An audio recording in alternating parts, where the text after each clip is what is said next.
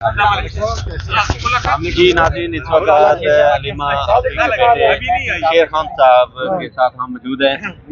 आपको मालूम है कि ये गिरफ्तार भी हुए थे और हम सब इनके साथ थे। तो क्या कहेंगे जी, आज मुलाकात हो रही है।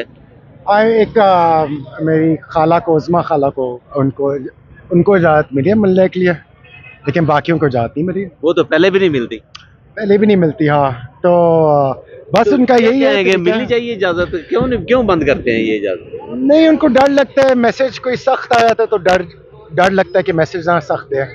उनको क्या पता कि मैसेज इन दी एंड बाहर आता ही है। नहीं, आप क्या समझते हैं कि ये खानदान अब डर जाएगा, मजीद डरेगा? कौन डरेगा? आप खानदान जो है नहीं, हमसे क्या डरना है? हमें मेरे भाई और मुझे गिरफ्तार किया था ना, प्रेशर डालने के लिए। मुझे पता है, हम उधर आपको कवर करते रहे। फिर वो प्रेशर और हमने और डाल दिया प्रेशर।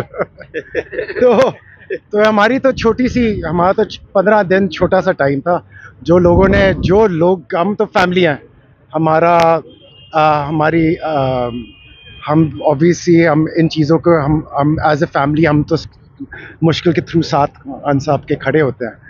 लेकिन जो असल हीरोज़ हैं वो तो जो 2-2 साल से जो जेल काट रहे हैं आपके अब, और गरीब घराने के लोगों के उनके फैमिलीज के वर्कर हैं और फिर वो खुद ब्रेडविनर जो खुद कमाई वाले होते थे, फैमिलीज उनकी मुश्किलात में आ गई थी क्योंकि वो जेल में थे।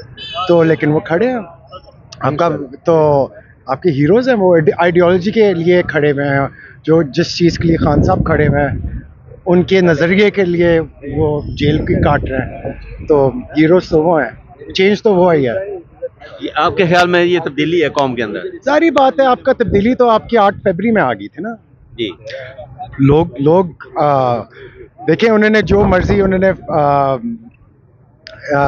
उन्होंने वोट करके चले, जुल्म भी किए लोगों से, 9 मई भी किया। उन्होंने मैंडेट तो छीन लिया था, लेकिन असल में तो अवाम जीत गई थी ना। उन्होंने वोट दे लिया था, जीत गई थी, और ये हर किसी को पता है। तो इंशाल्लाह ये हर चीज़ की शुरुआत होती है। और जिस तरह कहते हैं, एक आइडिया, एक मूवमेंट है, जो एक आइडिया है, जब उसका टाइम आ जाता है तो कोई रोक नहीं सकता, और वो टाइम आ गया। ये बताएं कि ये कानून भी कह रहा है, ये खान के साथ है कानून भी, इजाज़त मिल जाती है उनको बाजियों को मुलाकात की, तो फिर भी नहीं मिलने देते। नहीं, वो कोर्ट ऑर्डर वो अब एक कोर्ट की तौहीन करना उनको कोई मसला नहीं है। तो ऑब्वियसली उनको कहीं से आशीर्वाद है कि आप एक हाई कोर्ट की जज की एक इंस्ट्रक्शन है वो आप ना मानो, कहीं से तो आशीर्वाद आता है ना। तो बट हर चीज़ का एक टाइम होता है, वो गुजर ही जाता है।